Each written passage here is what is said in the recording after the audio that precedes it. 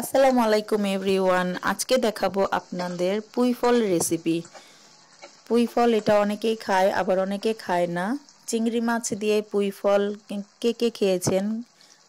আপনারা হয়তো অনেকেই খান, আবার শুধু সাদা ভাজি করেও খায়। আমরা অনেকভাবেই খাই, মাংস দিয়ে, চিংড়ি মাছ দিয়ে, দুইভাবেই ভালো লাগে।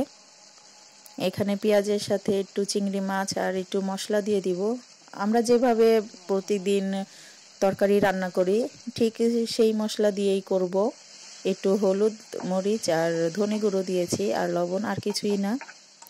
অনেকেই আছে এই পুঁই ফলটা খায় না বা খেতে চায় না। আমিও অনেক খাইনি, কিন্তু একদিন হঠাৎ আমার এক আপার বাড়িতে দেখেছিলাম যে এই পুঁই ফলটা রান্না করতে।